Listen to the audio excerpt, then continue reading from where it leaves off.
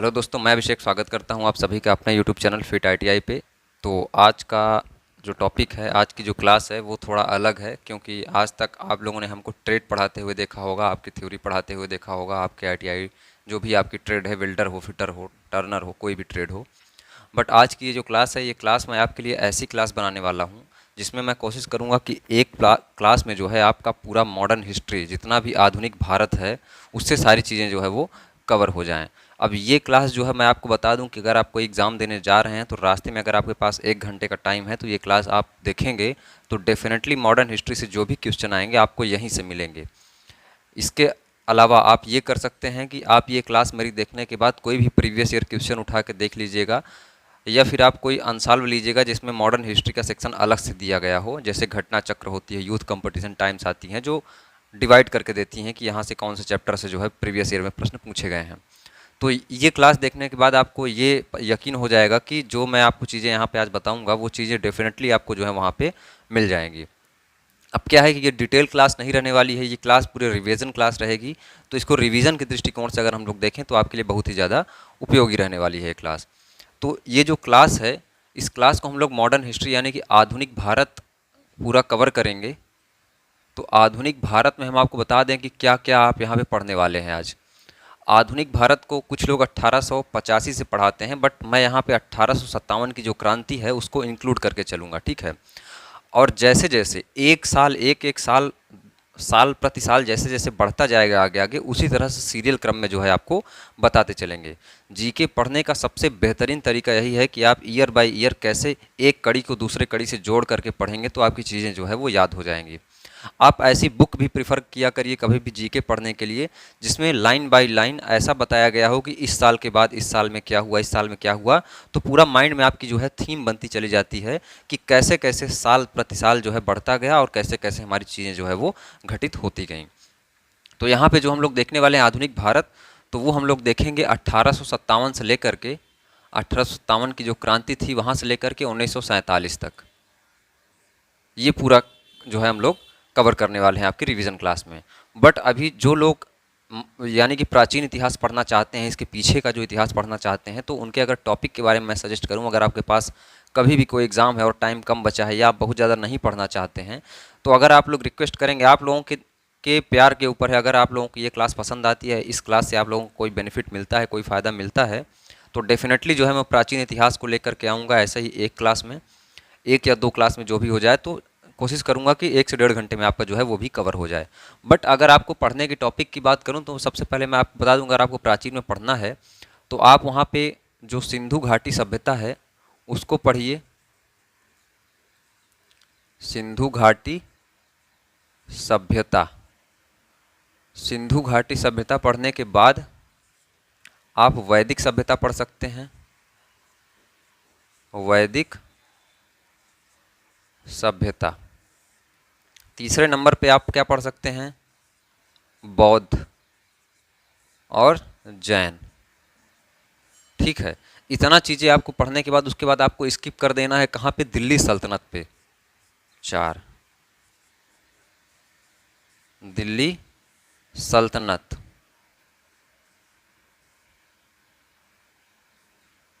दिल्ली सल्तनत पर उसके बाद जो 5वां टॉपिक है, आपको कहाँ चले जाना है? मुगल साम्राज्य पर। मुगल साम्राज्य पर इतना ही जो है आपको पढ़ना है। अगर आपके पास बहुत ज़्यादा टाइम नहीं है तो इसको आप क्या करेंगे, रिवीजन के तौर पे जो है पढ़ सकते हैं। अगर आप लोग को ये क्लास जो हमारी आज मॉडर्न हिस्ट्री वाली अगर पसंद आती है, इसमें से कुछ चीज़ें समझ में आती हैं, आपको फ़ायदा होता है, तो मैं ये क्लास जो है कोशिश करूँगा कि 1-1.5 घंटे में या 2 घंटे में इस पूरी क्लास को, इतने इस पूरे टॉपिक को कवर करा दूँ और डेफिनेटली पूरी हिस्ट्री जो है आपकी यहाँ से कंप्लीट होने वाली है। तो अभी जो है ये मार्कर में जो है थोड़ा सा इंक कम हो गया है, तो इसको हम लोग फिल कर लेते हैं।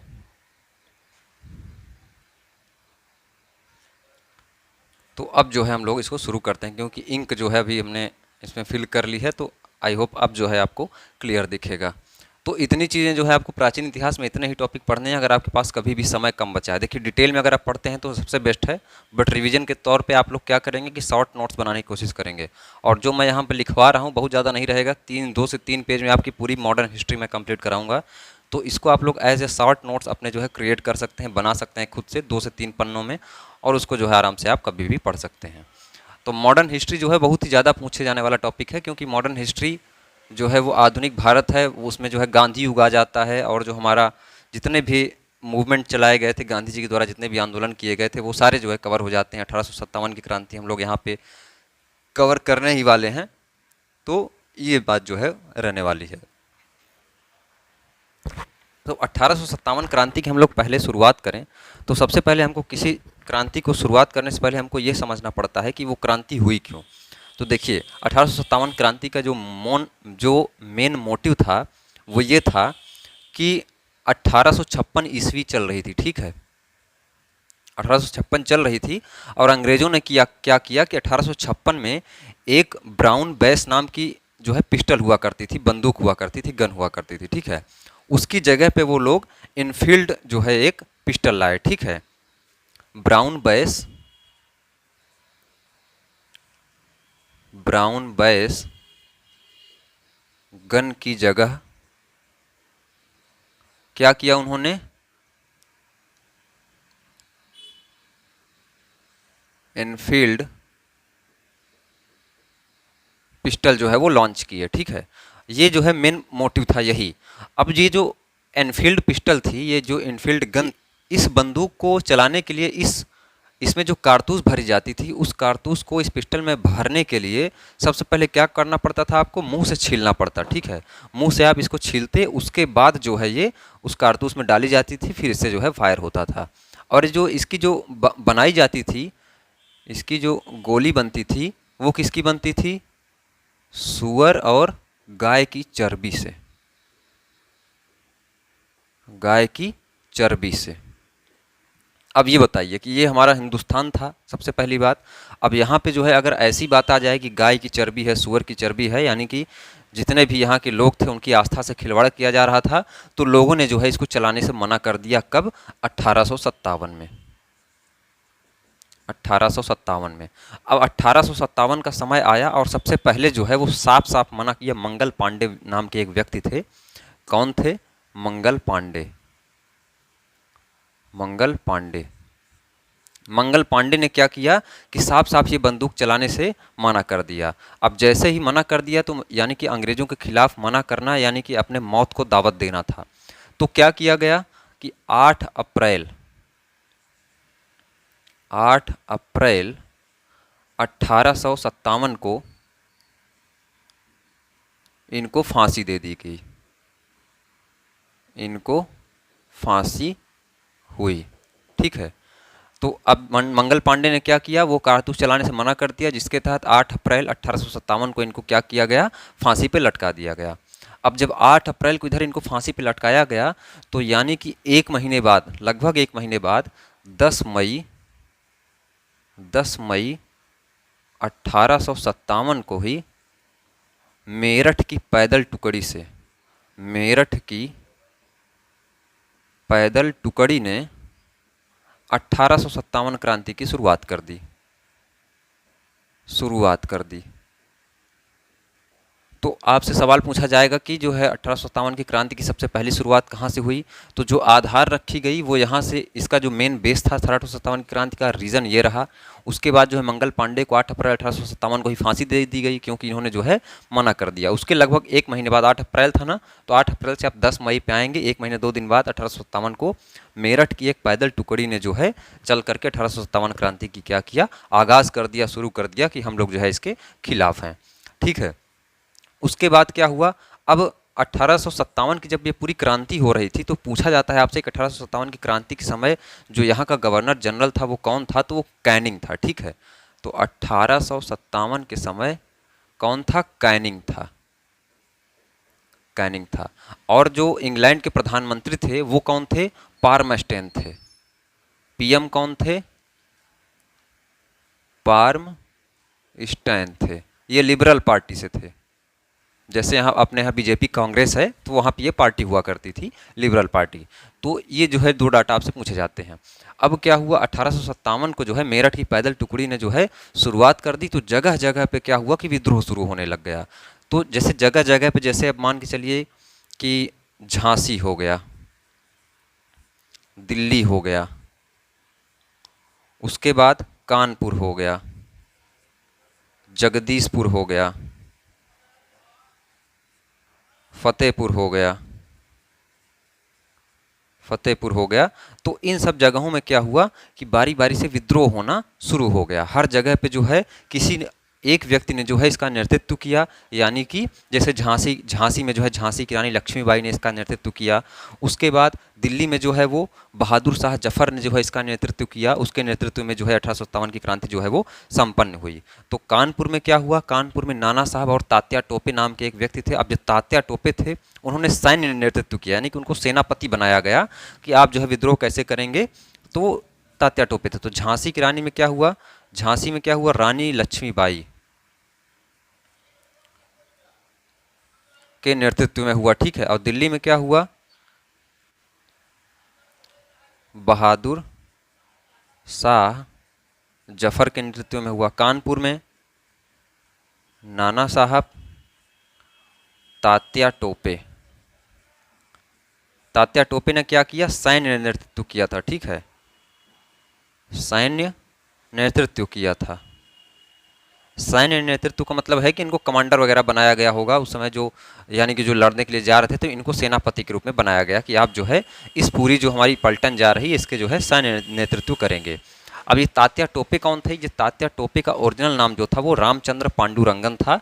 ये जब अभी हम लोग 1857 से 58 के बाद जब 59 पे आएंगे तब हम लोग देखेंगे, क्योंकि इनको जो है 1859 में ही क्या किया जाता है, शिवपुरी के पास जो है इनको फांसी दे दी जाती है अंग्रेजों द्वारा, ठीक है, पकड़ करके। तो इनका भी नाम पूछा जाता है, तो उसको अभी हम लोग आगे देखेंगे। जगदीशपुर से कुंवर सिंह, फतेहपुर से अजीमुल्ला,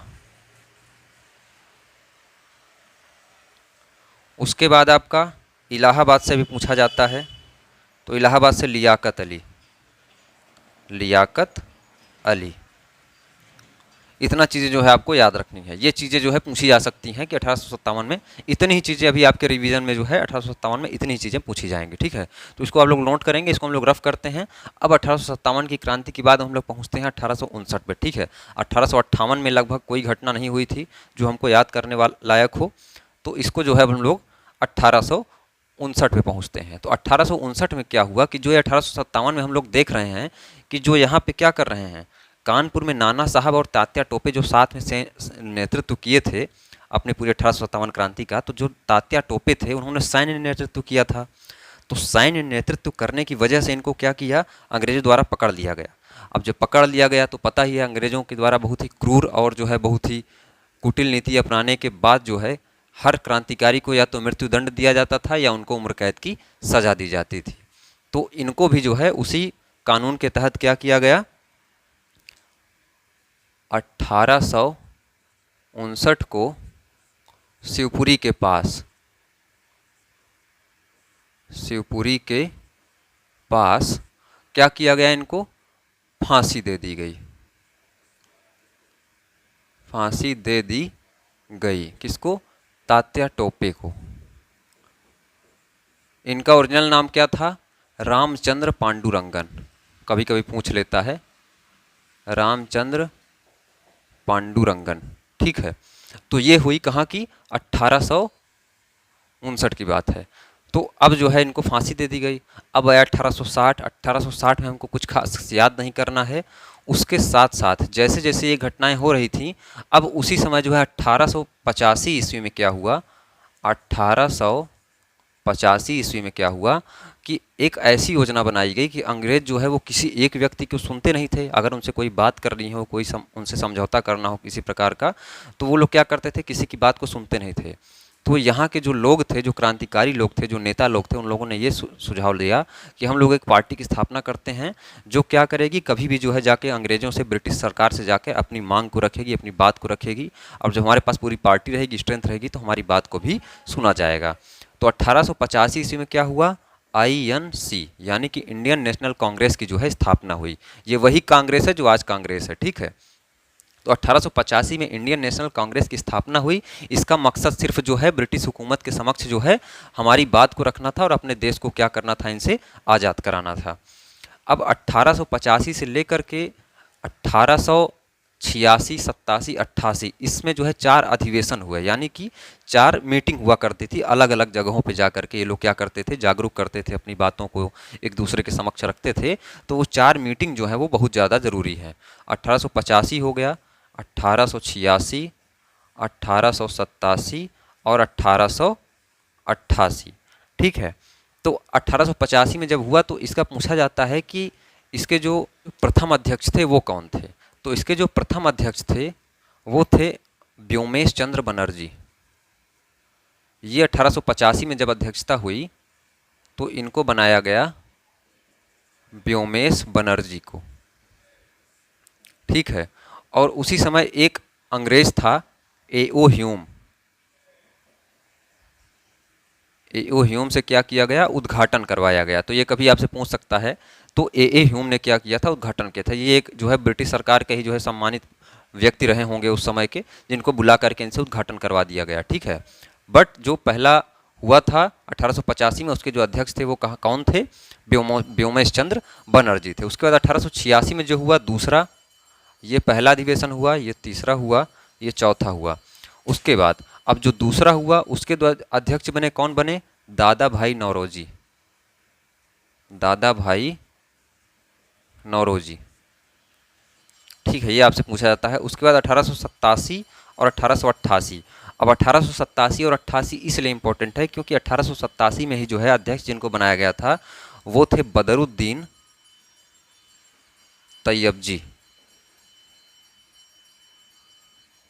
बदरुद्दीन तैयबजी। और 1888 में थे जॉर्ज यूल। तो जब भी आपसे पूछेगा कि प्रथम मुस्लिम अध्यक्ष कौन थे कांग्रेस के, तो प्रथम मुस्लिम अध्यक्ष ही बदरुद्दीन तैयबजी थे। कब हुए, 1887 में, तीसरे अधिवेशन में, ठीक है। प्रथम मुस्लिम अध्यक्ष, ठीक है। और ये क्या थे, प्रथम अंग्रेज अध्यक्ष।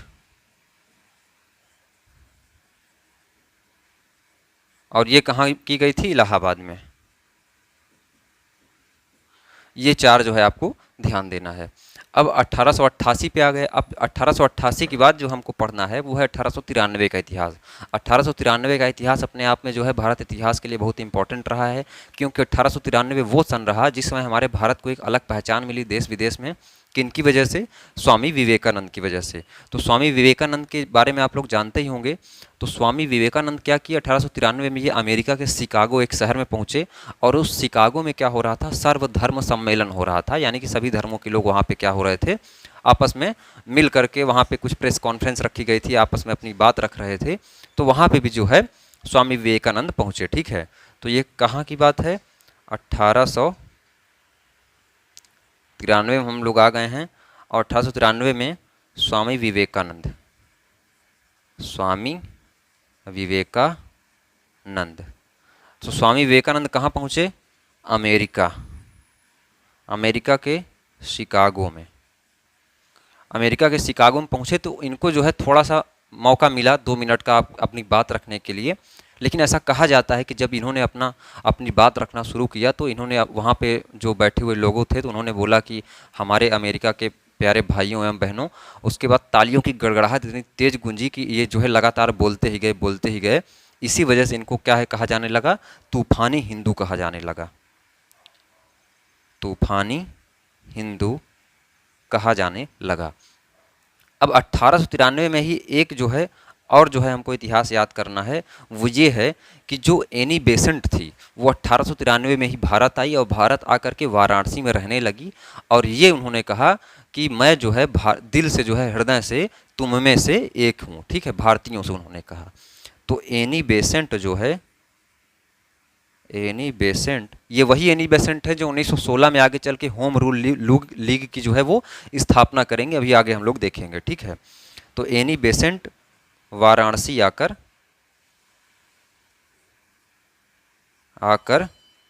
रहने लगी, ठीक है। और इन्होंने क्या कहा कि मैं दिल से जो है वो तुम लोगों के हृदय के जो है करीब हूँ, ठीक है। इस टाइप के इन्होंने वक्तव्य किया और उसके बाद ये जो है आकर के रहने लगी। एक चीज़ और आप लोग ध्यान दीजिएगा कि जिस समय जो 1857 की क्रांति हो रही थी, तो उस समय कुछ जो है धर्म थे, जैसे मान लीजिए पठान हुए, गोरखा हुए, सिख हुए, इन लोगों ने क्या किया था कि 1857 की क्रांति को दबाने का प्रयास किया था। थे तो भारत के ही ये लोग, जो भी हैं, तो सिख हैं, जो भी हैं, तो बहुत गलत किया उन्होंने। उन्होंने क्या किया, 1857 की क्रांति को क्या किया, दबाने का काम किया। तो अब आपको पता ही है कि जिस समय सरकार होती है, अगर आप उसका साथ देंगे तो भले आप जो है काम गलत कर रहे हैं, लेकिन आपको क्या होगा, उस समय पुरस्कृत किया जाएगा। तो इन जातियों को उस समय क्या किया गया, लड़ाकू जातियाँ घोषित किया गया, क्योंकि इन्होंने 1857 की क्रांति को दबाने का अंग्रेजों के लिए मदद किया। तो पठान, गोरखा और सिखों को क्या कहा गया, लड़ाकू जातियाँ घोषित की गई, और बाकी जातियों को क्या कहा गया, गैर लड़ाकू जातियाँ घोषित की गई। तो इसको आप लोग ध्यान दीजिएगा, कभी कोई पूछ सकता है कि लड़ाकू जाति 1857 की क्रांति के दौरान किसको जो है बताया गया, किसको जो है कहा गया, तो पठान, गोरखा और सिख थे, ठीक है। और जिस समय झांसी वाली रानी जो थी हमारी लक्ष्मीबाई, वो झांसी में जिस समय 1857 के विद्रोह में अपना जो है क्रांतिकारी रौद्र रूप जो भी दिखा रही थी, प्रदर्शन कर रही थी, तो उस समय वहाँ पे जो है जो अंग्रेज अधिकारी था, वो जो वहाँ पे जो उस विद्रोह को दबाने का काम कर रहा था प्रशासनिक तौर पे, उसका नाम ह्यूरोज था। क्या था, ह्यूरोज। ह्यूरोज कहाँ, झांसी में। तो झांसी की रानी की वीरता से इतना प्रभावित हुआ था कि उसने कहा था कि क्रांतिकारियों के बीच में वह एक अकेली मर्द थी। किसके लिए, झांसी की रानी के लिए। क्रांतिकारियों के बीच में वह एक अकेली मर्द थी, इतना प्रभावित हुआ था कौन, ह्यूरोज, ठीक है। तो ये छोटा सा हमको लगा बता देना चाहिए, कभी फ्यूचर में आपसे पूछा जा सकता है।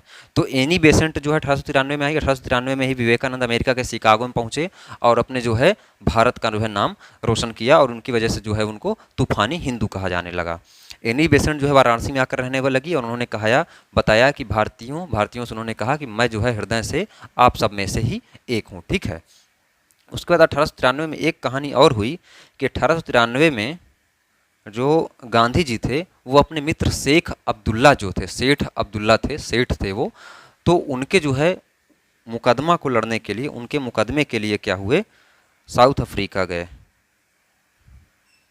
सेठ अब्दुल्ला के मुकदमे के लिए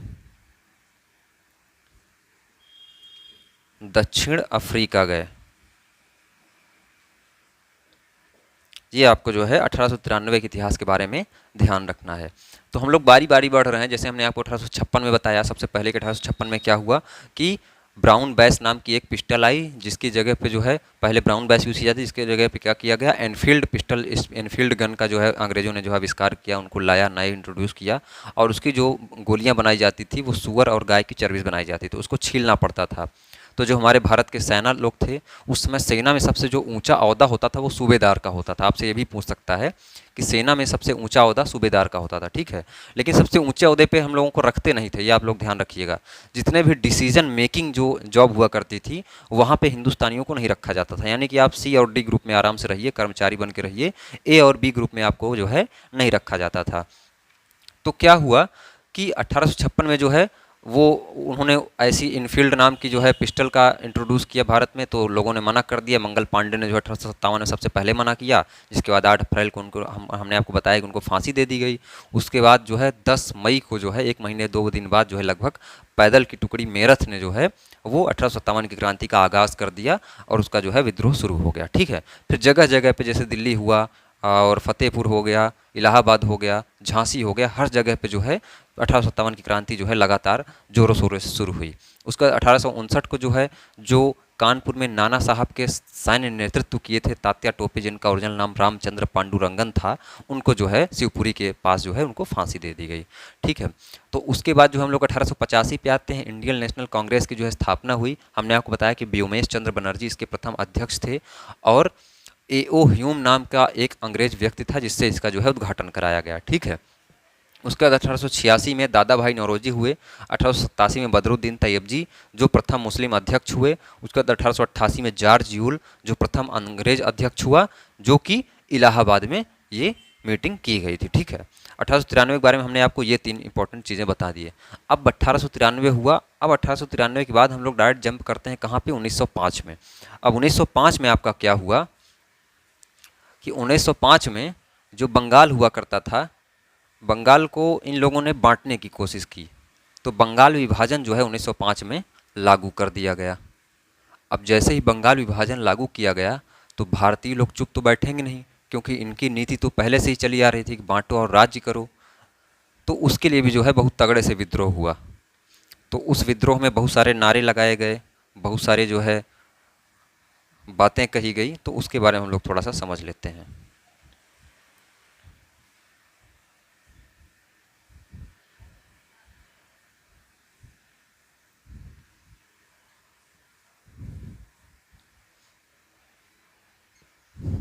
अब क्या हुआ कि 1905 में जैसे ही बंगाल विभाजन का जो है ऐलान किया गया, तो 16 अक्टूबर को 1905 को जो है बंगाल विभाजन लागू कर दिया गया। बंगाल को ये हुआ कि अब लागू कर दिया गया, बंगाल जो है वो बंट चुका है। ये 16 अक्टूबर की बात है, 16 अक्टूबर 1905 को।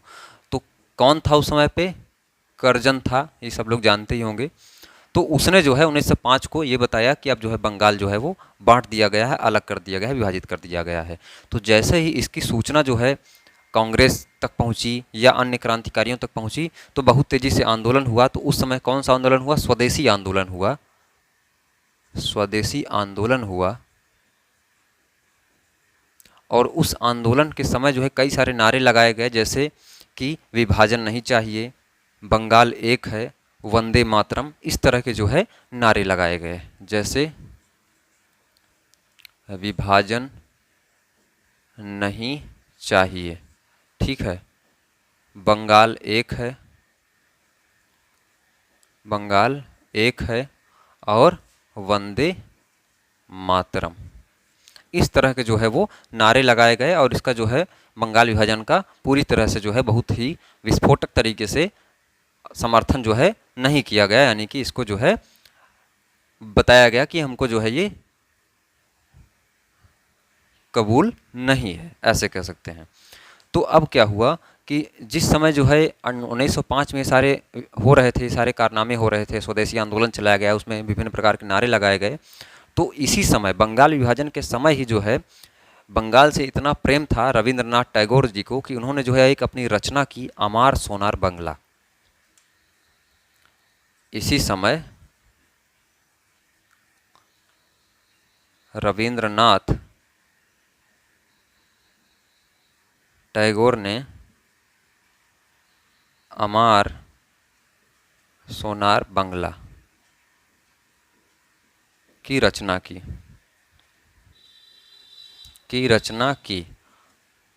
वही बाद में क्या बना? बांग्लादेश का राष्ट्रगीत बना, राष्ट्रीय गीत बना। ध्यान दीजिएगा, राष्ट्रीय गान नहीं, राष्ट्रगीत बना, ठीक है। अमार सोनार बंगला की जो रचना की थी वो रविंद्रनाथ टैगोर ने की थी। किस समय की थी? तो बंगाल विभाजन के समय की थी, ठीक है। तो अब ये जो है 1905 का समय रहा। अब ये 1905 जो है जैसे जैसे बीता, तो 1906 आया, 1907 आया, 1908 आया। तो इन सब सन में जो सबसे इम्पोर्टेंट टॉपिक आपको याद रखना है, तो 1907 में क्या हुआ था कि जो कांग्रेस थी वो कांग्रेस का पहला विभाजन हुआ, ठीक है। वो जो है कांग्रेस का पहला विभाजन कब हुआ? 1907 को। 1907 को क्या हुआ कि कांग्रेस में जो है बहुत, तब तक जो है 1885 से जब तक कांग्रेस जो है अभी तक चली आ रही थी 1907 तक, तो बहुत सारी जो है अलग अलग विचारधारा के लोग जो है कांग्रेस को ज्वाइन कर चुके थे, ठीक है। लेकिन कुछ व्यक्तियों की उसमें जो ज्वाइन किए हुए थे, उसमें कुछ व्यक्तियों की जो विचारधारा थी वो ये मानने वाली थी कि जो हमको आज़ादी मिलने वाली है वो सत्य और अहिंसा, यानी कि बिना अंग्रेज़ों को जो है परेशान किए, बिना उत्पात मचाए जो है वो नहीं हो सकता है, ठीक है। तो उसमें जो है कुछ उत्पाती लोग भी थे जिनका ये मानना था, और वो अपनी जगह पे कहीं ना कहीं सही भी थे, ये भी कह सकते हैं। और जो एक दूसरा तबका था जो ये कह रहा था कि हमको जो है अगर हम लोग उत्पात मचाएंगे तो हमारी पार्टी जो है पूरी तरह से बंद की जाएगी, क्योंकि उनको तो कोई ना कोई बहाना चाहिए था तो वो भी मोटिव एक तरह से सही था और वो भी मोटिव एक तरह से सही था। लेकिन हुआ क्या कि 1907 आते आते 1907 में सूरत में एक अधिवेशन किया गया जिसकी अध्यक्षता किन्होंने की थी, रास बिहारी बोस ने की थी। ठीक है, सूरत में,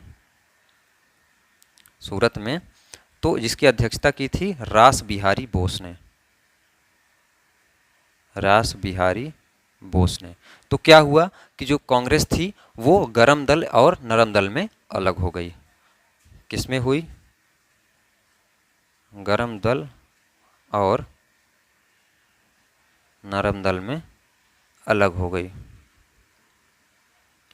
अच्छा, एक बात और थी कि 1906 ईस्वी में उधर जो है वो मुस्लिम लीग की भी स्थापना उधर हो चुकी थी। अब मुस्लिम लीग की जो स्थापना की थी वो किसने की थी? तो इसके दो तीन नाम आते हैं, जैसे सलीमुल्ला हो गए, मोहम्मद अली जिन्ना हो गए, उसके साथ साथ आगा खां हो गए। तो उधर जो है मुस्लिम लीग की स्थापना हो गई। मुस्लिम लीग का स्थापना का मतलब ये था कि जो मुसलमानों के बारे में सोचे, ठीक है, सिर्फ मुसलमानों के हितों के बारे में सोचे, मुसलमान का क्या जो है प्रॉब्लम चल रही है इस समय, मुसलमानों की जो समस्याएं हैं उनको ऊपर उठाने की बात हो, तो इसलिए जो है वो मुस्लिम लीग की स्थापना 1906 ईस्वी में क्या हुई, हो चुकी थी। मुस्लिम लीग की स्थापना, इसका जो मुख्यालय था वो लखनऊ था। ठीक है, लेकिन इसका जो प्रथम अधिवेशन हुआ था वो ढाका में हुआ था, उसको आप लोग ध्यान दीजिएगा। जो फर्स्ट अधिवेशन हुआ था वो ढाका में हुआ था, या जो कह सकते हैं स्थापना हुई थी। तो 1906 में मुस्लिम लीग की स्थापना हो गई। तो मुस्लिम लीग की स्थापना में कौन कौन थे? आगा खां, मोहम्मद अली जिन्ना और सलीमुल्ला। 1906 में ये अलग हुआ। उसके साथ साथ 1907 में जो है ये कांग्रेस का पहला विभाजन हो गया, जिसमें गरम दल और नरम दल में क्या हुआ, कांग्रेस जो है वो बट गई। क्योंकि यहाँ पे दो विचारधारा के लोग थे, कुछ जो है वो गरम खून के थे, जो ये चाहते थे कि जब तक इनको परेशान नहीं किया जाएगा, इनको जो है हताश नहीं किया जाएगा, निराश नहीं किया जाएगा, ये छोड़ के नहीं जाएंगे। कुछ लोगों की विचारधारा ये थी कि अगर हम लोग परेशान करेंगे, इधर उधर कुछ करेंगे, तो हमारी पार्टी को जो है किसी न किसी कानून लगा करके बंद कर दिया जाएगा, तो हम लोग जो है अपनी बात को कभी भी नहीं रख पाएंगे। तो ये बात जो है 1907 तक चलती आई। उसके बाद 1907 हुआ, फिर 1908 से लेकर के 1914 ईस्वी तक जो है, 1908 में ही क्या हुआ, बाल गंगाधर तिलक जो थे वो कई बार जेल पहले भी जा चुके थे, लेकिन 1908 में जो है उनको राजद्रोह के आरोप में जो है 6 साल की कैद हो गई। तो ये 1908 की जो है वो कहानी हम आपको बता रहे हैं। 1908 में क्या हुआ कि बाल गंगाधर तिलक पर क्या हुआ, राजद्रोह का आरोप लग गया।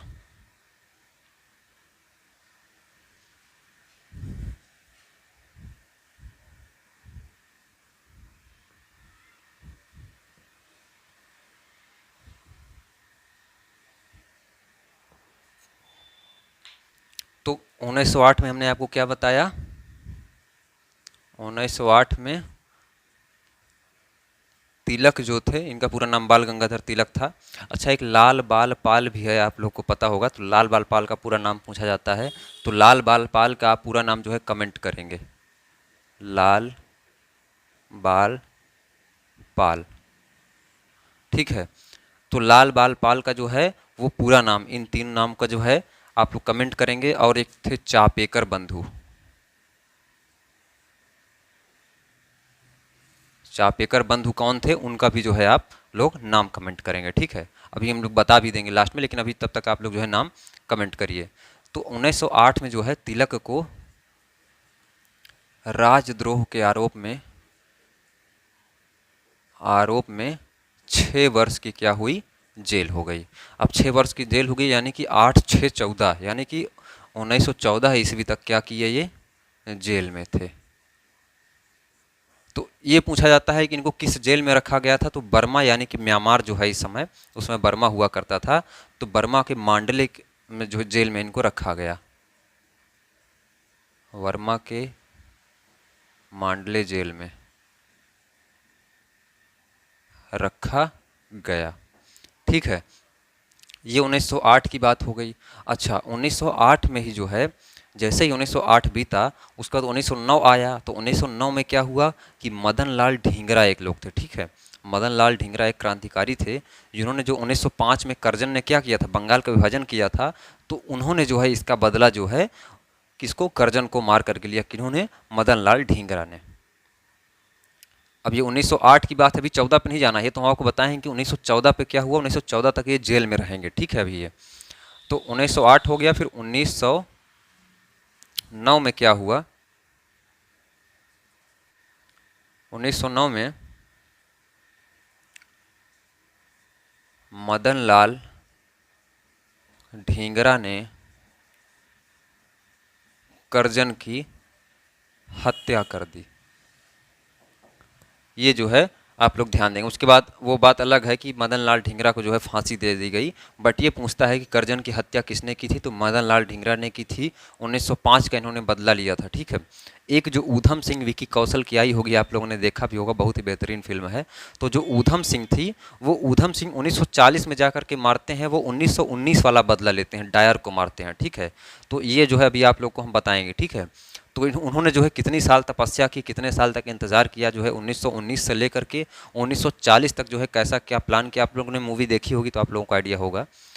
तो वो जो है वो ऊधम सिंह थे, ठीक है। तो वहाँ तक अभी नहीं जाना है। अच्छा, 1908 में जो है एक बहुत ही इंपॉर्टेंट घटना हुई। 1908 में क्या था कि एक खुदीराम बोस नाम का एक व्यक्ति था, ठीक है, क्रांतिकारी था, जो महज 18 साल का रहा होगा, ठीक है। उसके साथ में एक प्रफुल्ल चाकी उसका मित्र था। ये दोनों व्यक्ति क्या किए,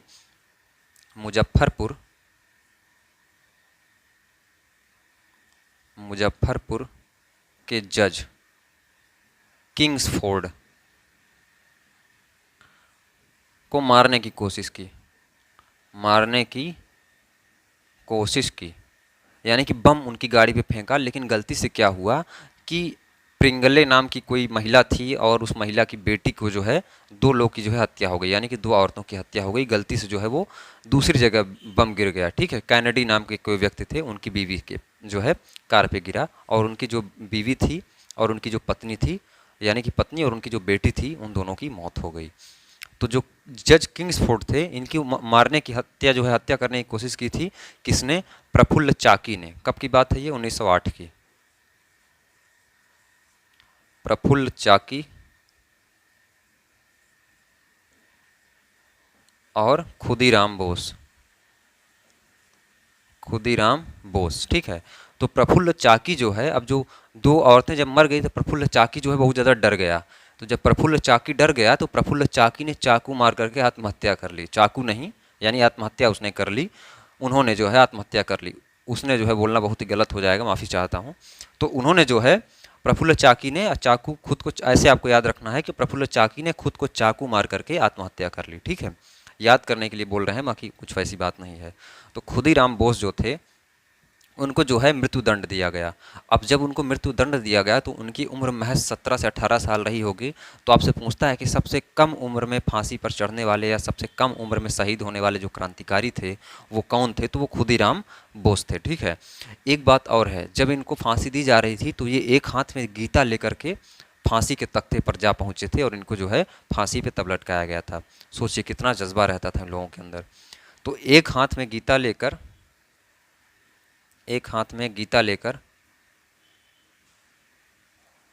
जो है ये फांसी के तख्ते पर जा पहुंचे, ठीक है। तो इनको जो है फांसी दे दी गई। डीआरडीओ में पिछली बार जो सेप्टेम्बर 9 का एग्जाम हुआ था उसमें पूछा गया था कि सबसे कम उम्र में फांसी पर चढ़ने वाला जो क्रांतिकारी था तो वो खुदीराम बोस थे, ठीक है, सबसे कम उम्र में। ये आप लोग ध्यान रखेंगे। अब 1908 हुआ। 1909 में हमने आपको बताया कि मदन लाल ढींगरा ने करजन की हत्या कर दी। एक बात और ध्यान दीजिएगा कि वैलेंटाइन सिराले एक व्यक्ति था जिसने तिलक को भारतीय असंतोष का जनक कहा था, ठीक है। वैलेंटाइन सिराले, वो वैलेंटाइंस डे 14 फरवरी वाला नहीं, वैलेंटाइन डे हम कह रहे हैं। वैलेंटाइन सिराले ने तिलक को भारतीय असंतोष का जनक कहा। ये हम लोग कहाँ पहुँच गए हैं? 1909 में हम लोग लगभग पहुँच चुके थे, ठीक है। तो 1909 बीत गया, 1910 बीत गया। जब 1911 आया तो 1911 में जो है क्या किया गया, एक भव्य दरबार बनाया गया, एक भव्य स्वागत का जो है क्या किया गया, प्रयोजन किया गया कह सकते हैं। स्वागत की जो है तैयारी की गई, किसके लिए, इंग्लैंड के जो सम्राट आ रहे थे जॉर्ज पंचम और मेरी, उनके जो है स्वागत में। तो 1911 जब आया, अब यहीं पे जो है दिल्ली को जो है हमारी राजधानी शिफ्ट की जाएगी, ठीक है, ये ध्यान दीजिएगा। तो जब पूछा जाता है कि दिल्ली की राजधानी कब शिफ्ट की गई, तो 1911 में क्या किया गया था, 1911 में जो है उसकी घोषणा की गई थी कि हमारी जो है राजधानी दिल्ली रहेगी। बट उसको लागू कब किया गया था, तो 1912 में। चापेकर बंधु जो है, चापेकर बंधु के बारे में आप लोग नहीं बताया, आप लोग कमेंट नहीं किया अभी तक, मैं आपको बता दूं कि चापेकर बंधु जो थे वो दामोदर और बालकृष्ण। अब चापेकर बंधु का नाम क्या हुआ कि 1908-9 के आसपास क्या हुआ था कि एक प्लेग नाम की बहुत तगड़ी बीमारी फैल चुकी थी, जिससे बहुत सारे लोग मर रहे थे। तो दो जो है अंग्रेजों ने जो है आए थे प्लेग अधिकारी, प्लेग की जांच करने, उसकी रिपोर्ट सबमिट करने की क्या कैसे बीमारी फैल रही है। तो उन लोगों की जो है ये दामोदर और बालकृष्ण जो है हत्या कर दी थी, इसलिए इनका नाम जो है हम लोग अपने इतिहास में लिखते हैं। रेड और एयर्स्ट की हत्या, ये कौन थे, प्लेग अधिकारी थे।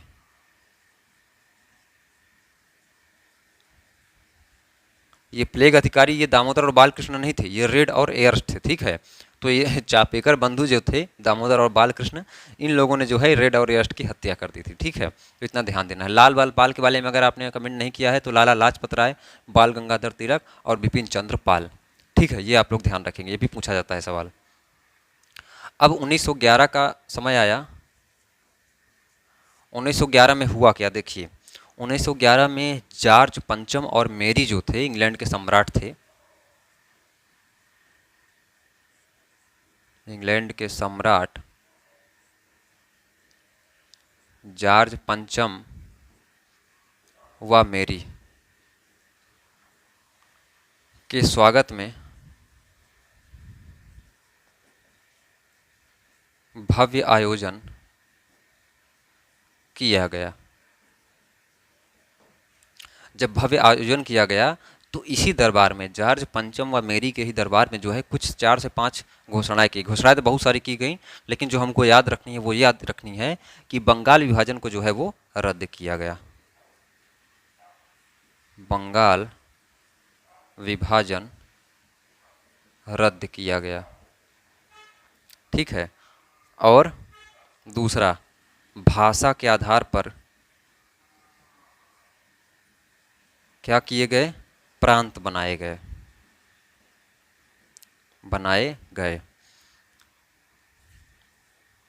बिहार एक राज्य बनाया गया, बिहार राज्य बनाया गया, जिसमें उड़ीसा भी था उस समय, ठीक है, ये ध्यान रखेंगे, जिसमें उड़ीसा भी था, ठीक है। उसके बाद जो चौथा था वो क्या था कि राजधानी जो है वो अब दिल्ली शिफ्ट की जाएगी। कहाँ से, कोलकाता से। राजधानी कोलकाता से दिल्ली शिफ्ट की जाएगी। तो ये जो है दिल्ली शिफ्ट की जाए 1911 में जैसे हुआ, तो 1912 में जो है हमारी राजधानी जो है वो दिल्ली शिफ्ट कर दी गई, ठीक है। तो 1912 में दिल्ली राजधानी बनी थी, ध्यान दीजिएगा, लेकिन उसका ऐलान कब हुआ, 2011 में हुआ था। तो इसको जो हम लोग रफ करते हैं। अब हम लोग आते हैं कहाँ पे, 1912-13 जो भी आसपास इसके चीज़ें हुई उस पे आते हैं, ठीक है। तो 1911 हो गया, और 1912 में जो है अभी हमको कुछ खास घटना याद नहीं आ रही है, शायद इम्पोर्टेंट नहीं होगी जो भी होंगी। 1912 हो गया, 13 हो गया, 14 हो गया, 15 में जो है सीधे जो है वो घटनाएं कुछ हुई हैं, तो उसको जो है देखते हैं हम लोग। 1914 में जो है वो विश्व युद्ध भी शुरू हो गया था, प्रथम विश्व युद्ध जो 14 से 19 तक चला था, इसको भी आप लोग ध्यान देंगे। दूसरा वाला 1939 से 1945 तक चला था, तो पूछा जा सकता है, इसलिए आप लोग उसको ध्यान देंगे, ठीक है। तो क्या हुआ 1914 में, क्या हुआ, प्रथम विश्व युद्ध शुरू हो गया? शुरू हो गया। अभी यहाँ भी एक खेल हो गया था, अभी बताएंगे। गांधी जी के साथ एक धोखा हुआ था यहाँ पे इस विश्व युद्ध के दौरान। तो 1914 में जो है विश्व युद्ध शुरू हो गया, और 1915 में जो है वो गांधी जी जो है भारत लौटे। कहाँ से? अभी हमने आपको बताया था 1893 में कहाँ गए थे वो? सेठ अब्दुल्ला उनके जो मित्र थे, उनका मुकदमा लड़ने के लिए कहाँ गए थे? दक्षिण अफ्रीका गए हुए थे, ठीक है। तो वहाँ से क्या किए, वो बाहर आए, यहाँ पे भारत आए। तो 1915 में भारत लौटे गांधी जी, ठीक है।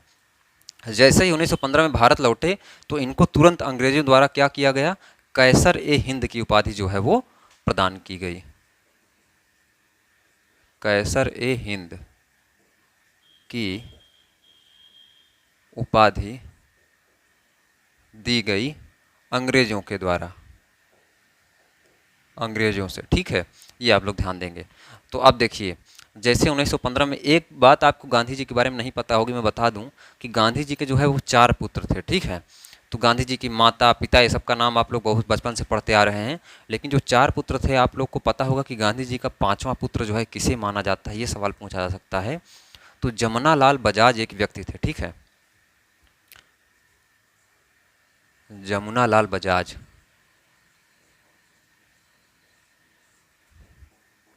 को गांधी जी का 5वां पुत्र कहते हैं, क्योंकि गांधी जी ने जो है इनको गोद लिया था, ठीक है। और इनको जो है जमुना लाल बजाज को जो है उपाधि दी गई थी वो राय बहादुर।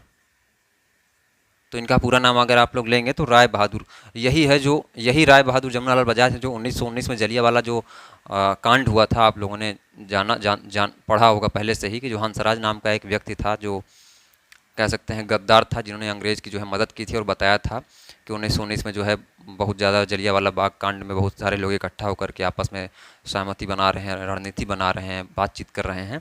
तो हंसराज नामक व्यक्ति था जिसने गद्दारी की थी, ठीक है। तो उससे जो है प्रभावित होकर के राय बहादुर ने जो है अपनी जो है जमुना लाल बजाज ने जो है अपनी राय बहादुर की उपाधि जो है लौटा दी थी, और रविन्द्रनाथ टैगोर ने जो है सर की उपाधि, और इन्होंने जो है कैसर हिंद की उपाधि। आगे हम लोग देखेंगे, अभी यहाँ पे जो है सीरियल से चलना है। तो 1915 में क्या हुआ कि ये जो है गांधी जी भारत आए। अब जैसे ही 1915 में भारत आए, उस समय क्या हुआ, मुस्लिम लीग भी जो है क्या हुई, वो इकट्ठा हो गई, ठीक है। ये गांधी जी का पहला ही काम था कि जैसे ही भारत आए तो सबसे पहले उन्होंने क्या किया, मुस्लिम लीग को और जो गरम नरम दल अलग हुए थे उन सबको क्या किया, इकट्ठा कर दिया, ठीक है। तो गांधी जी के आने के बाद ये सब इकट्ठा हो गए, और क्या हुआ, 1916 में जैसे ही ये आए तो 1916 में इन्होंने क्या किया, 1916 में साबरमती की स्थापना की। साबरमती की स्थापना की अहमदाबाद के आसपास।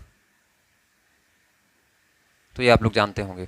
1916 में जो है साबरमती की स्थापना की। अब इसी 1916 में जो 1893 में एनी बेसेंट जी आई थी, हमने आपको बताया था, वाराणसी आकर रहने लगी थी। इन्होंने कहा था कि मैं भारतीय संस्कृति, आप भारत के लोगों, मैं हृदय से जो है आप लोगों में से ही एक हूँ। तो उन्होंने क्या किया, 1916 में एनी बेसेंट ने क्या किया, होम रूल लीग की स्थापना की, ठीक है। क्लास बहुत ज़्यादा लंबी हो रही है, हमको लग रहा है 52 मिनट, 50 मिनट तो यहीं हो गया। तो एनी बेसेंट ने जो है होम रूल लीग की स्थापना की। अब 1916 हो गया, 1916 ये हो गया। अब 1917 जब आया तो बिहार के चंपारण में जो है वो प्रथम जो है मूवमेंट चलाया कि इन्होंने, गांधी जी ने, सत्याग्रह आंदोलन। यहाँ से जो है गांधी जी के आंदोलन जो है स्टार्ट हो जाते हैं, और लगातार 1942-43 तक आंदोलन आपको देखने को मिलेंगे। लेकिन आपको जो है ज़रा सा भी डरना नहीं इन आंदोलनों से, ठीक है।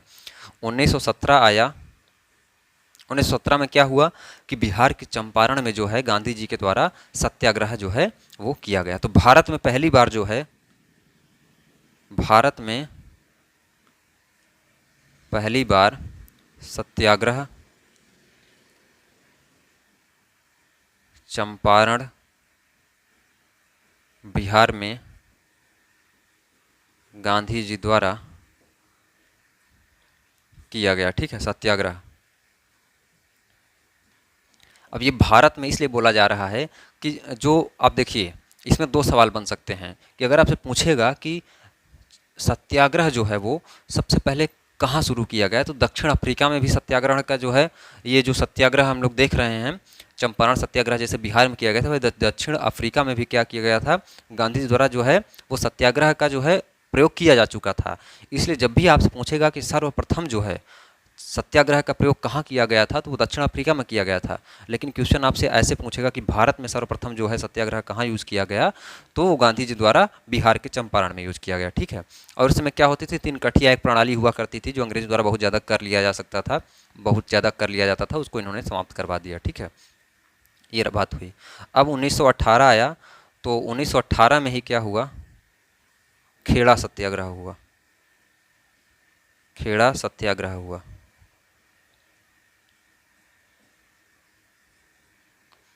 1918 में खेड़ा सत्याग्रह हुआ।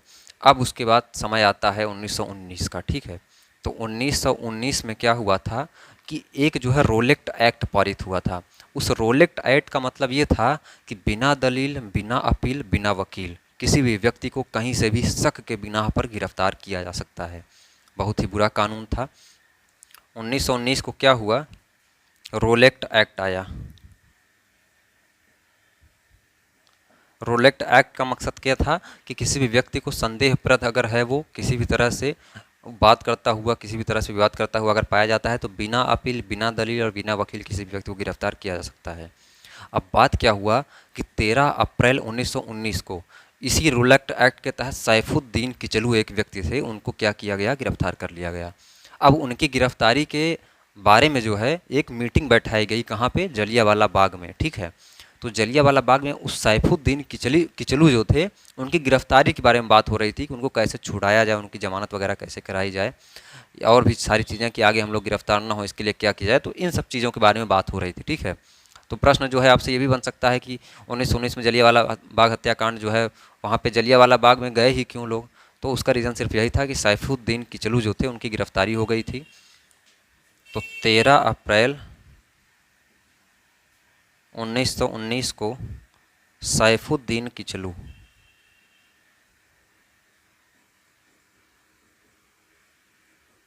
की गिरफ्तारी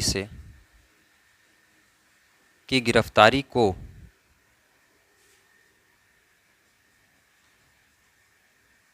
लेकर मीटिंग हो रही थी। कहाँ पर, जलियांवाला बाग में, जो अमृतसर में है, जलियांवाला बाग में। ठीक है, तो जलियांवाला बाग में क्या हुआ था, सैफुद्दीन किचलू थे, जिनके लिए जो है उनको छुटाने के लिए, उनको जमानत के लिए, या और भी आगे जो है इस प्रकार जो है कोई गिरफ्तार ना हो, इससे संबंधित तमाम प्रकार की मीटिंग हो रही होगी कुछ। तो क्या हुआ कि हंसराज नाम का एक व्यक्ति था जो अपना हिंदुस्तानी ही था, उसने क्या किया, गद्दारी कर दी। उसने जा कर के जनरल डायर को बता दिया, जनरल डायर को बता दिया कि वहाँ पे जो है बहुत बड़ी मीटिंग चल रही है, ऐसी ऐसी बात है। तो जनरल डायर आया और उसने अंधाधुंध जो है वो लगातार फायरिंग की, और उसमें लगभग 1000 व्यक्ति जो है वो मारे गए। अंग्रेज़ों के द्वारा ये बताया गया कि लगभग 379-380 के आसपास, यानी कि 300 से 400 के बीच लोग ही मारे गए। परंतु जो हमारे भारत की कमेटी गठन की गई थी, ट्रिपल एम, मोहनदास करमचंद गांधी, उसके बाद मोतीलाल नेहरू और मदन मोहन मालवीय, जो भी लोग थे इसमें क्या थे, तो उनको जो है हिंदुस्तान की कमेटी के तौर पे बनाया गया था। तो इन्होंने जब अपनी रिपोर्ट सबमिट की थी, तो उनके द्वारा बताया गया कि लगभग 1000 व्यक्ति जो है वो मारे गए हैं। ठीक है, तो जलियांवाला बाग हत्याकांड ऐसे हुआ। अब इसी जलियांवाला बाग जो कांड हुआ था, इसी का ऊधम सिंह ने जो है 1940 में जाकर के डायर को मार करके बदला लिया था। ध्यान दीजिएगा, कितने क्रांतिकारी लोग हुए अपने देश में। तो वो जो ऊधम सिंह थे वो यहाँ का बदला लेते हैं। ठीक है, तो 1919 हो गया। ठीक है, अब 1919 हुआ, इसी जलियांवाला बाग हत्याकांड की वजह से जो है 1920 में असहयोग आंदोलन चलाया गांधी जी ने असहयोग आंदोलन चलाया 1920 में।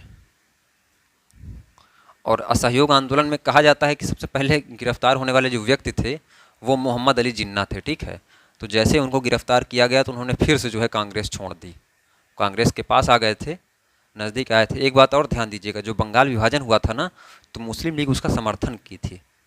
मुस्लिम लीग ने कहा था कि बंगाल विभाजन जो है वो सही है। तो ये भी आपसे पूछा जा सकता है कि 1919 में ही जो है एक टर्की के खलीफा के खिलाफ जो है आंदोलन होता है।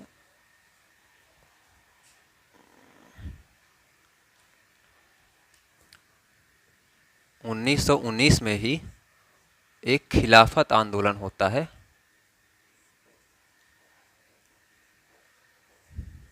ये होता है टर्की के खलीफा से संबंधित। तो जब टर्की खलीफा से संबंधित था, यानी मुसलमानों का यह पूरी तरह से क्या था, आंदोलन चल रहा था, तो गांधी जी ने जो है यहीं पे चोट मार दी। गांधी जी ने इसमें समर्थन कर दिया। अब जब समर्थन कर दिया तो मुसलमान भी क्या हुए, वो गांधी जी के पास आ गए, करीब आ गए। मुसलमान भी गांधी जी के अनुसरण करने लगे, उनकी बातों को मानने लगे। तो ये जो है, अच्छा एक बात और, जब गांधी जी आए थे ना, तो उन्होंने उनके साथ चोट ये हुई थी, हम बताना ये चाह रहे थे, पीछे भूल गए थे, कि जब 1914 में प्रथम विश्व युद्ध जब शुरू हुआ तो गांधी जी जब आए यहाँ पे भारत, तो गांधी जी से ये कहा गया कि गांधी जी की बहुत ज़्यादा फैन फॉलोइंग थी, बहुत ज़्यादा लोग बात मान रहे थे। तो अंग्रेज़ों ने गांधी जी से ये कहा कि अगर आप हमको भारतीय सेना, भारत के लोग जो है हमको सेना के रूप में अगर आप देते हैं, तो अगर हम लोग विश्व युद्ध जीत जाते हैं तो भारत को आज़ाद कर देंगे। तो हुआ ये कि गांधी जी जो है बहुत सारे लोगों को बोलने लगे, प्रेरित करने लगे कि आप लोग सेना में सब लोग जाइए, अंग्रेज़ों की मदद कीजिए। तो इसी वजह से जो है गांधी जी को भर्ती कराने वाला सार्जेंट कहा जाने लगा। जैसे होते हैं ना, जैसे आप कभी किसी से कहीं पे एडमिशन कराते हैं किसी कॉलेज में, या कहीं पे जो है किसी को भेजते हैं, तो बोला जाता है ना कि आप ब्रोकर हैं, दलाल हैं, इस टाइप का। तो उसी प्रकार से जो है उनको भर्ती कराने वाला सार्जेंट कहा जाने लगा था। किसको? गांधी जी को। तो पूछा जाएगा कभी आपसे कि भर्ती कराने वाला सार्जेंट किसको कहा जाता था, तो गांधी जी को कहा जाता था, जिन्होंने प्रथम विश्व युद्ध के दौरान कोशिश किया था कि ज़्यादा से ज़्यादा भारतीय सेना जो है, हमारी भारत के लोग जो है वो अंग्रेज़ों की मदद करें प्रथम विश्व युद्ध को जीतने में। ठीक है। तो 1919 में जो है खिलाफत आंदोलन हुआ, टर्की खलीफा संबंधित था, मुसलमानों का पूरी तरह से आंदोलन था। गांधी जी ने इसका समर्थन किया, जिससे मुसलमान भी क्या किए, गांधी जी के सपोर्ट में आ गए, उनका जो है समर्थन करने लगे। अब 1920 का समय आया। 1919 में जलियांवाला बाग हो चुका था, तो उसके विद्रोह में 1920 में असहयोग आंदोलन शुरू किया गया। असहयोग आंदोलन शुरू किया गया। अब जो असहयोग आंदोलन शुरू किया गया, उसका गांधी जी ने सबसे पहले ही कहा था कि असहयोग आंदोलन तभी तक चलेगा अगर किसी एक व्यक्ति ने भी अगर हिंसा की, किसी एक व्यक्ति ने भी किसी प्रकार का खुराफात किया, लड़ाई झगड़ा की, या किसी के आगजनी भड़काऊ भाषण, किसी प्रकार से कुछ भी किया, और अहिंसा का जो है वो व्रत टूटता है, तो उसी समय क्या हो जाएगा, ये आपका असहयोग आंदोलन रद्द कर दिया जाएगा। ठीक है। तो 1920 को जो है असहयोग आंदोलन शुरू किया गया, लेकिन 1922 2 साल तक ये आंदोलन चला। ठीक है। 1922 में क्या हुआ, 1922 में गोरखपुर में क्या था, एक चौरी चौरा नाम का स्थान था। गोरखपुर में चौरी चौरा नामक स्थान था। तो चौरी चौरा स्थान पर क्या हुआ, 5 फरवरी की बात है ये, 1922। 5 फरवरी 1922 को क्या हुआ कि एक थाने में घुस करके कुछ क्रांतिकारी लोगों ने थाने में आग लगा दी, जिसमें 21 सिपाही मारे गए। कुछ पुस्तकों में 21 सिपाही और एक थानेदार मिलता है, यानी कि जो दरोगा हम लोग बोलते हैं, थाना इंचार्ज बोलते हैं, जो भी है। तो एक थानेदार और 21 सिपाही, कुछ जगह पे 20 सिपाही और एक थानेदार, यानी कि कुल मिला के टोटल 21। तो आप लोग को 21 ध्यान देना है। तो 21 जो है वो सिपाही मारे गए, मारे गए। जब गांधी जी को खबर मिली कि इन लोगों ने अहिंसा का पालन नहीं किया, जो है विद्रोह कर दिया, मार जनी की, आग लगा दी, तो गांधी जी तुरंत जो है असहयोग आंदोलन को जो है छोड़ दिए। अब जैसे वो असहयोग आंदोलन को छोड़ते हैं, तो 1922 में क्या होता है कि गांधी जी को जेल हो जाती है। गांधी जी को जेल हुई और सज़ा सुनाई गई 6 वर्ष की। 6 वर्ष रहते नहीं हैं गांधी जी, 2 साल तक रहते हैं। उसके बाद अंग्रेज़ों को उनको मजबूरन छोड़ना पड़ता है। इतने ज़्यादा हठी व्यक्ति थे ये कि जब ये जेल में गए तो इनको जो है क्या था कि वहाँ पे इन्होंने खाना पीना ही त्याग दिया, भोजन ही त्याग, एकदम सूखते चले गए। तो जो अंग्रेज़ के अधिकारी थे उन्होंने सोचा कि यार गांधी की फैन फॉलोइंग इतनी ज़्यादा है, इसके इतने ज़्यादा समर्थक हैं, अगर इसको कुछ हो गया तब तो पूरी जनता में विद्रोह मच जाएगा। यानी कि पूरा, समझ रहे हैं आप, इतना तगड़ा विद्रोह मचेगा कि जो है पूरी अंग्रेजी सेना को निस्तो नाबूद कर देंगे लोग। इसलिए इनको 2 साल में ही गांधी जी को छोड़ना पड़ा था। तो आगे जो है वो 1922 से लेकर के अभी जो है काकोरी कांड है, बहुत सारी चीज़ें हैं, हिंदुस्तान रिपब्लिक एसोसिएशन पार्टी की स्थापना होगी। तो वो आगे जो है हम लोग इस लेक्चर को यहीं पे ख़त्म करते हैं, क्योंकि 1 घंटे का लेक्चर करीब हो गया है।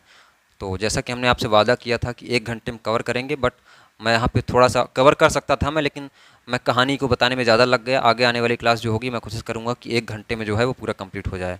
तो 2 घंटे आपका रहेगा, इसके लिए आपसे माफ़ी चाहते हैं। हमने 1 घंटे में कहा था, लेकिन हमने कोशिश की है कि आपको ज़्यादा से ज़्यादा चीज़ें जो है आपके माइंड में डालने की कोशिश करें। अगर आप लोग इसको 1.25 स्पीड पर 2 बार इस वीडियो को देखते हैं तो मैं बिल्कुल आशा करता हूँ कि आपको चीज़ें जो है वो रट जाएंगी।